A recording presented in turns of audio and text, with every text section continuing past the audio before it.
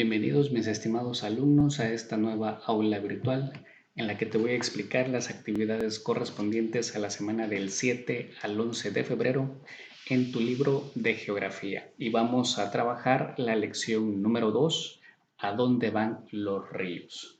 Les recuerdo que ya estamos en el bloque número 2. La primera actividad dice, comencemos, observa las imágenes que acompañan la carta y recuerda los ríos que conoces. En la siguiente imagen, traza uno o varios ríos por donde consideres que es posible que fluya el agua. Aquí tenemos la imagen donde vamos a dibujar uno o más ríos y por donde debe de pasar el cauce de ese río. La actividad dice, observen los ríos que dibujaron y comenten lo siguiente.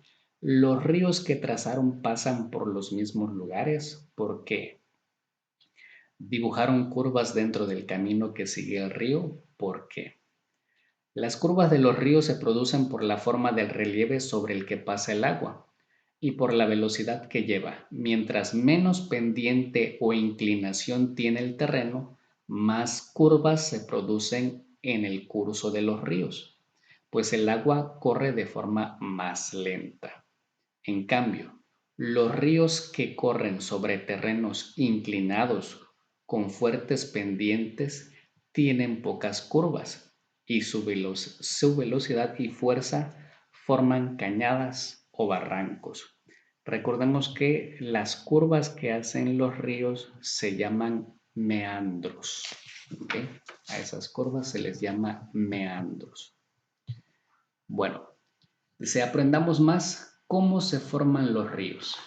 La dirección y velocidad con la que se mueve un río depende del relieve. Cuando el agua de la lluvia cae sobre las montañas, la inclinación del terreno provoca que corra rápidamente hacia el valle, formando cauces. El agua de los ríos finalmente llega o desemboca en un lago, en una laguna o en el mar. Cuando muchos ríos pequeños se juntan, forman un río principal en un lugar donde el relieve es más bajo. El río principal es el que recibe la mayor cantidad de agua y la lleva hasta la desembocadura. ¿Okay? Aquí tenemos la imagen de lo que les estoy mencionando. ¿Okay? Aquí vienen los ríos, desembocan en lagos o lagunas o en el mar. Nos dice las regiones que captan el agua de lluvia que luego escurre por el terreno para formar todos los ríos pequeños que se unen a uno principal se llama cuencas hídricas o hidrológicas. ¿Okay? Mucha atención en ese término. Cuencas hídricas o hidrológicas. Una cuenca está delimitada por las montañas. Las montañas más altas que rodean la cuenca marcan su límite. A partir de estas y hacia abajo escurren las aguas que se juntan en el río principal ubicado en la parte más baja de la cuenca. Entonces, esta imagen que observamos acá podríamos decir que es una cuenca hidrológica. Cae el agua de lluvia, escurre formando pequeños ríos que se unen en un río principal que desemboca en un lago o laguna o en el mar. Esto es una cuenca hidrológica. Bueno, nos dice la actividad de la página 55 para que comprendas cómo es una cuenca hidrológica, reúnete con tu equipo y elaboren una maqueta. Esto lo vamos a hacer de forma individual en casita. Y aquí nos dan las instrucciones, nos dan los materiales que necesitamos, pero aquí tenemos una imagen, cómo podría quedar ese trabajo.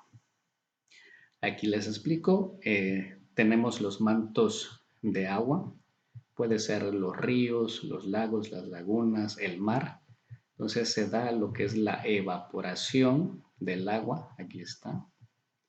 Observamos aquí la condensación, o sea, la formación de las nubes. Después, cuando las condiciones son las adecuadas, se da la precipitación. Aquí lo podemos observar. Esa precipitación de agua fluye a través de las montañas, formando los cauces de los ríos y esto formaría una cuenca. Entonces tendríamos que realizar una maqueta de este tipo de relieve que tenemos aquí en pantalla. Aquí tenemos dos ejemplos de cómo podemos realizar nuestras maquetas. Lo importante es saber que tiene una elevación alta, media y baja para que el agua fluya de la parte elevada hacia la parte más baja formando esta cuenca hidrológica en los dos ejemplos que tenemos ahí en pantalla. Bueno, ¿qué nos menciona la página 56 y 57? Dice, ¿hacia dónde vierte el agua a los ríos? Existe gran cantidad de cuencas a lo largo y ancho del territorio mexicano. Estas cuencas se distribuyen en tres grandes vertientes, la del interior, la del Pacífico y la del Atlántico. ¿Cuáles serían esas tres grandes vertientes? La del interior la tenemos de este lado, la del Pacífico y la del Atlántico. ¿Okay? Si la vertiente es una gran porción de terreno con una inclinación que sigue la misma dirección general, contiene varias cuencas que recogen las aguas que se depositan y vierten el agua de los ríos en el mar o en los lagos que hay en el territorio. La actividad aquí no las menciona. Dice, como puedes observar en el mapa de la página 189, existen tres vertientes en México. En dos, los ríos desembocan en el océano, pero en la tercera, sus ríos no llegan al mar. ¿Cuál de las tres vertientes los ríos no llegan al mar? Dice, en parejas consulten el mapa de relieve de su Atlas de México, página 12, y sobre el mapa de principales ríos y cuencas hidrológicas de México, marquen y anoten el nombre de las sierras que dividen las tres vertientes, la del Océano Pacífico, la del Atlántico y la vertiente interna. Después comentamos las preguntas que tenemos ahí, en cuál de las tres vertientes hay menos ríos, con qué tipo de relieve coincide, cómo influye el relieve sobre la distribución de los ríos en México. Como observaste, en nuestro país las vertientes parten principalmente de la Sierra Madre y terminan en las costas o en las depresiones internas. Para saber más, consulta la página 13 de tu Atlas y realiza la actividad del mapa. Después podemos realizar apliquemos lo aprendido. En esta parte nos hablas de los 50 ríos principales que hay en nuestro país, también de los ríos más caudalosos como el Grijalva, el Usumacinta, el Papaloapan, Coatzacoalcos, el Balsas, Pánuco y Santiago.